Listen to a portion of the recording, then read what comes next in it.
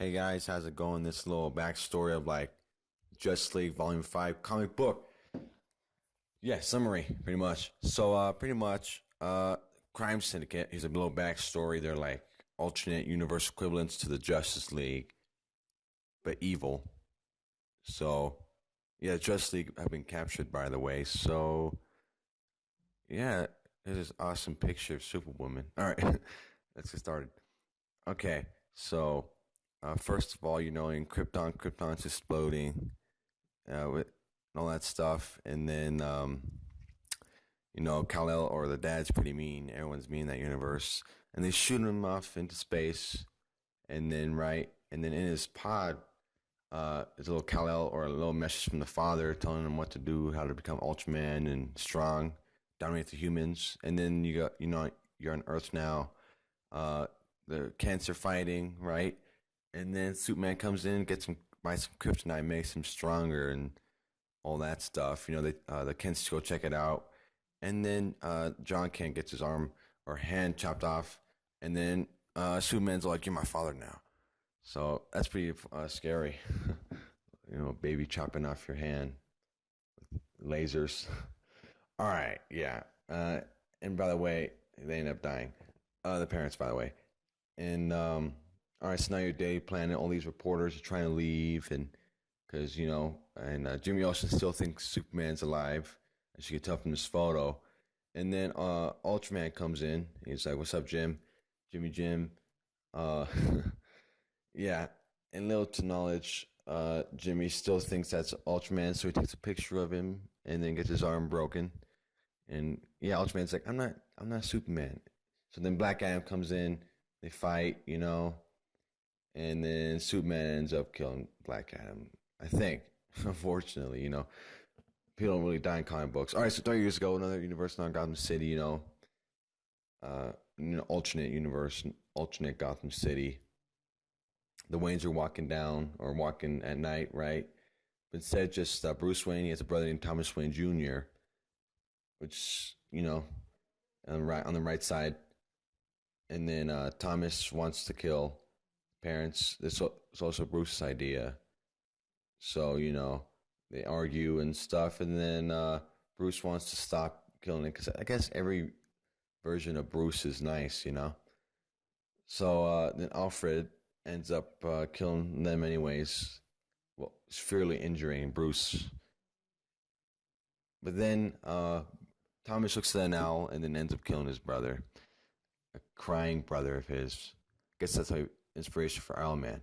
So now you're in like Chicago and gangsters are talking, and then Owlman comes in, and then he tells both two people he kind of saved you or just spared, and says that one of you guys will help me rule this crime families and empires and gangs and stuff, illegal stuff, stuff Batman, the real Batman will never do, but Owlman would.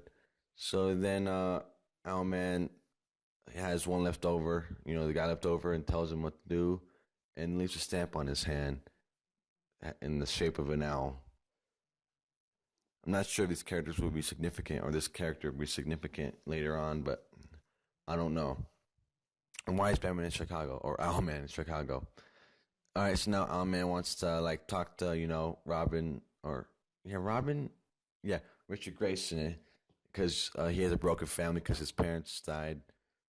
And his parents died too, but weirdly, this is our Richard Grayson though. And then here's a little flashback to when Richard Grayson was in the Flying Graysons, and his family died, but it's actually Owlman who kind of set it up so they would die. So then Richard Grayson's all sad, and he would join anything. So then Owlman ends up being like, "Hey, I'm here for you, man." So yeah, that's that right there. um, yeah, and then they talk. Owlman's like, in the other universe, you're my partner and stuff. He's like, "You're out of my mind. You're out of your mind, man." And then they fight, right? And then Owlman takes the upper hand, and he's like, "Please, someone take the Crime Syndicate. Superwoman is super hot, but I can't, I can't do anything with her. So please tell me to take out the Crime Syndicate. Yeah, so they're gonna debate on that, and they do. And then the Grid starts talking. Grid is like a cyborg, like a virus inside Cyborg's head or system, right? And tells he can't, he can't feel and all of that stuff. So he wants to feel. So basically, Grid is like Cyborg's system and his old cyborg outfit, right? So that's pretty scary. He looks scary in that photo. And then 5 years ago, in the universe, in Coast City, aka like Green Lantern and stuff. All right, so Hal Jordan's peeping on someone or some people, and then Mr. Ferris, or I forgot his first name, it takes him out, and then Mr. Ferris ends up getting vaporized by an unknown person, but it reveals to be the alien Power Ringer, and Power Ringer wants Hal Jordan to take the ring, like desperately take the ring, desperately. And the alien's pretty ugly, He's not like the regular alien in the regular universe. All right, so Hal Jordan takes that ring and then becomes Power Ringer. As you can see in that photo, he looks pretty miserable. That's because the Power Ring does bad things to you. And that alien's like, yeah. It's like, I'm so free. But I think he ends up killing him, Power Ringer. All right, 5 years ago, another universe, another Central City, a.k.a. Flash, So Captain Cold and Weather Wizard are actually good people in this alternate universe, and they're transferring Johnny Quick and Rhonda Panada to like prison and stuff. But then they escape. Yeah, they escape. Rhonda's pretty good looking, by the way. And they take Captain Cold Weather Wizard hostage, or kind of like stuff, and they say, "Hey, only one of you guys can live. If whoever lives gets to keep their family, so like they have to like fight each other, like Dark Knight, and pretty much they don't get to keep their family. Like the person who lived doesn't keep their family. Johnny Quick ends up shooting the remaining person, survivor, and police come. Rhino Panada hears it. They escape or they're running and stuff, and then Johnny Quick gets hit by lightning, and Atomica, I guess, still gets powers, or Rhonda still gets powers. So, yeah, it's basically him getting super speed and all of that cool stuff. And then Flash gets to go to Martin Stein, who offers homeless people money for experiments and stuff. None of these experiments work, and then he goes to an experiment with a dead person, and becomes Deathstorm instead of Firestorm. By the way, Deathstorm pretty much kind of looks like Atomic Skull, but no green, fire, flame. So yeah, it's pretty weird. Deathstorm, yeah. All right, now you got the Denver, Colorado, and Karma and Tommy, whatever. Scotty is talking, aka like Wayne Hawkins and stuff, and they're debating if they should like help save the world since the Justice League are missing in action and all of that stuff.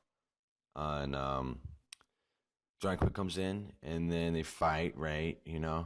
And then Karma shows Flat, or Johnny Quick, his powers. How he has a defensive telepathic nerve pulse disruption stuff. I think it's pretty cool. But he ends up killing him anyways, Karma. And then Atomica comes and goes through Scott's head and kills him. So that's pretty weird. Poor Scott. Scott. Yeah. So now we're in Detroit. All right. So after the Grid got extracted from Cyborg's body, Victor Stone's back in the lab, and Victor Stone's dad, Silas Stone, doesn't want Victor to become Cyborg again. So him and the other like scientists in the room, they argue, and pretty much he ends up becoming Cyborg again. But when he's rebuilt, it gets a really like slimmer design, and he looks more like human kind of, but he looks like way better. Look at this photo; he looks so much better. And then he leaves Cyborg, that being that, and Cyborg, he knows he needs to find Dr. Magnus. I think his name's Will Magnus, something like that, because he can help with the stopping the crime syndicate. So when he tries or when he finds Dr. Magnus, he's all depressed that the mailman, his invention, by the way, didn't work. So we got a flashback, because you guys are probably wondering who the middlemen are. So flashback 6 months ago, Jay Duvall, I'm just gonna, initials and stuff, General Skeletti, like they want to know what Dr. Magnus, or I was gonna say Will, has been doing with all their money and funding government stuff. So Will's all like talks to himself how humans suck and robots are cure pretty much. And then, all right, so you see these little metal cylinders right there, and holding in his hand, it's called responsometers, and they give like each robot or each responsometer has a different AI and all that stuff. So they all have like their different emotions and stuff. Gives them a mind of their own. So Will puts the responsometers in like the creating cells. You know, they're created. They're middlemen. So but they're like different than Dr. Magnus thought. So they're like hyper and stuff. So the mailmen are not ready for duty. By the way, platinum is hot. Look at platinum. Look at it. Yeah, okay. Platinum's really hot. Just saying. Even though she is made of platinum. So Dr. Magnus is or Will's mad that they are not like the mailmen are not how he planned them to be, right? But while he's being mad, explosion happens, and it's Jada Ball and General Skeletti, and because they broke into his lab, they want to know what all this money's going to, And Jada Ball is talking. He's like, "We want these mailmen to kill all these people, so the mailmen run away because they don't want to kill people, you know? They're regular people." So yeah. Meanwhile, someone took the one responsometer and dumped it into some hazardous acid and stuff, and makes this monster and all that stuff.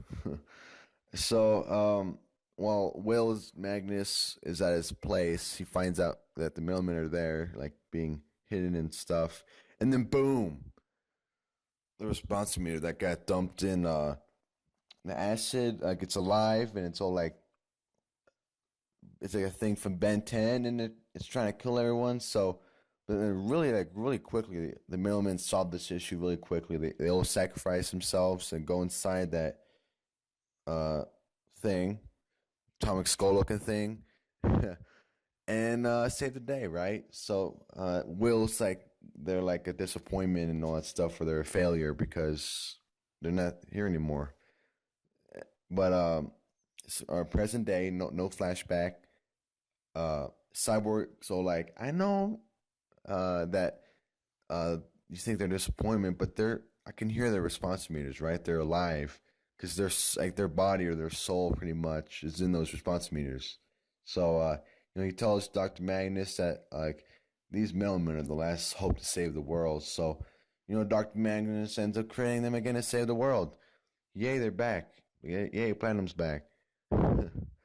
Sorry for all that like that noise, by the way. Sorry. Uh, so the mailmen get briefed on their mission. Another flashback. Yay, flashback.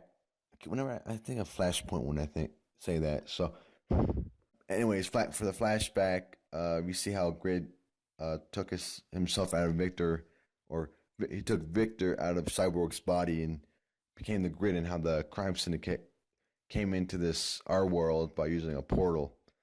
Cyborg ends up sending a message to the Grid. He's all like, "Hey, you know where I am," and all that stuff. And then while Grid's looking at his wall of TVs and stuff, it's revealed that some of the Justice League got rescued by like Lex Luthor or something like that. The good one, I'm thinking. So by the way, all right. So Grid and Cyborg have a talk, when they meet up, and Grid goes to fight him and stuff. So they fight, right? Meanwhile, the middleman help fight the Grid. But while Mercury goes inside the Grid, right? Grid takes his response meter, unfortunately, because Grid wants to feel, he's artificial intelligence, and he wants to feel something, even though he is feeling because he wants to feel, yeah. So so Grid ends up taking the secret society, or sends in the secret society, and the mailmen fight them, pretty easily. The mailmen like solve all the issues. But while Cyborg and the Grid are fighting, Grid puts Cyborg his mind into his, or like they're like in a technical universe dimension thing, right? So Grid explains like how he's created and all that stuff. How like when Victor first went into Cyborg or got online, he said, "I don't want to do this," and that's how Grid was created. So that's pretty weird. And so then Grid wants he's gonna kill Cyborg in this technical universe, but oh crap, Victor Stone's back. Uh, Grid when Grid is taking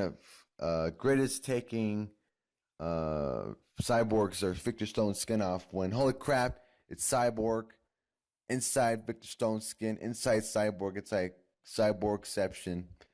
So Cyborg outsmarts the Grid and leaves him into Cyborg's body all alone, right? So, or no, in Cyborg's old body, so he's all alone. He can, and now the Grid can finally feel, so he's all alone and he's afraid and all that stuff. So that's pretty good. So, but the fight's over, but is it really? Steve Trevor and Killer Frost come in to talk, right? But before they can like say anything important and stuff, boom, they are attacked. And by who? The Parasite and countless other villains come in. So, yeah, the Millmen fight them and Cyborg and all that stuff. But pretty much Cyborg's all like, says that line, it's like, I'm going to save the Justice League. And then that's how Justice League Volume 5 ends.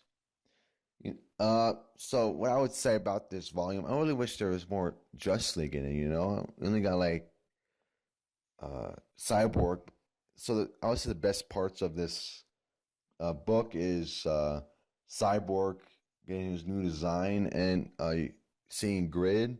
And I like Middleman, the Middleman, especially Platinum. So yeah, I kind of liked it. It was like pretty much just an origin story of all the Crime Syndicate people.